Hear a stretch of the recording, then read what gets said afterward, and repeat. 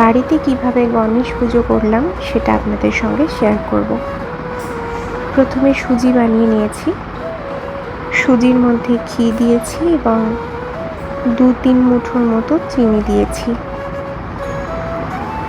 সুজিটা একটু শুকনো শুকনো করে নিতে হবে।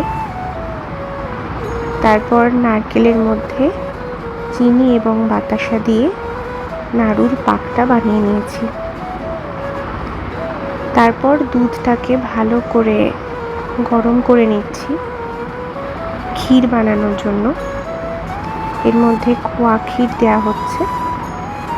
এই খোয়া ক্ষীরটা আমি দুধটা ফুটে গেলে তারপরে দেব। দুধটা ভালো করে ফুটে যাবার পর এর মধ্যে 2 মুঠো চিনি দিলাম। সেটা আরেকটু নাড়াচাড়া করার পর তারপর দিয়ে দিচ্ছি এর মধ্যে খোয়া ক্ষীরটা। এটাকে ভালো করে ভেঙে নেব, কারণ এটা ভালো করে দুধের মধ্যে মিশিয়ে নিতে হবে।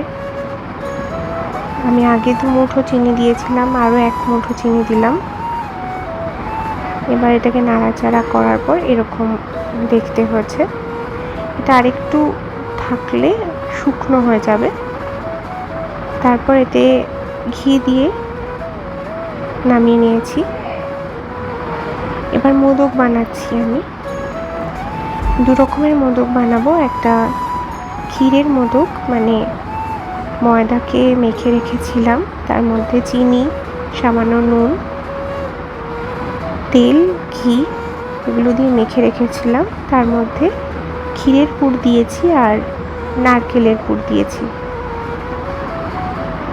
মোদক ভাজার পর এবার আলু ভেজে নিচ্ছি।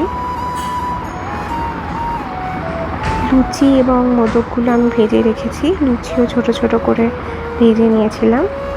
এবার পটলও ভেজে নিচ্ছি এবং বেগুন ভেজে নিচ্ছি। বেগুনগুলো ভাজা হয়ে গেছে। এবার ঠাকুরের জন্য কি কি সাজিয়েছি দেখে নিই।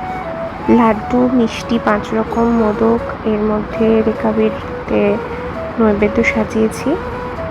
এর মধ্যে নাড়ু, তিলের নাড়ু, ক্ষীরের মোদক, লুচি, আলু ভাজা, বেগুন ভাজা, পটল ভাজা। এখানে 5 রকম ফল রয়েছে, কলা এবং নারকেল দিয়েছি, গোটা নারকেল। এর মধ্যে চকলেট আর মোদক রয়েছে। ওর মধ্যে চিড়ে, মুরকি, সন্দেশ ছিল। এবার ঠাকুরকে স্নান করাবো। দুধের মধ্যে মধু দিয়ে দিলাম। তারপর দিয়ে দিয়েছি দই, মিষ্টি দই ব্যবহার করেছি আমি এখানে। কিছুটা দই দিয়ে দেব। তারপর এর মধ্যে দেব চিনি, তারপর এর মধ্যে দিয়ে দিচ্ছি ঘি, কিছুটা ঘি দেব। পঞ্চামৃত তৈরি হবার পর আমি ভগবানকে স্নান করিয়ে নিচ্ছি এতে।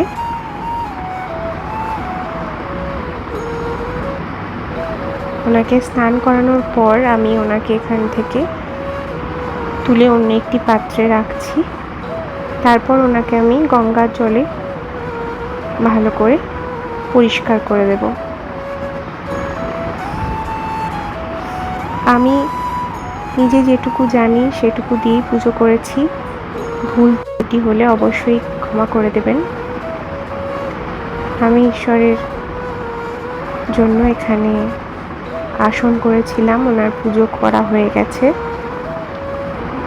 এভাবে আমি সবটা সাজিয়ে রেখেছি।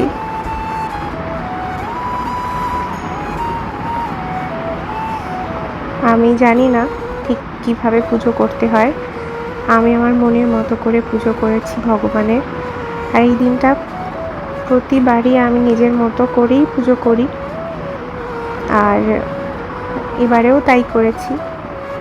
অনেক ভুল ত্রুটি হয় হয়তো, কিন্তু তবুও ঈশ্বরকে নিজের মতো করে কেমনভাবেই হোক পুজো করা যেতেই পারে বলে আমার মনে হয়।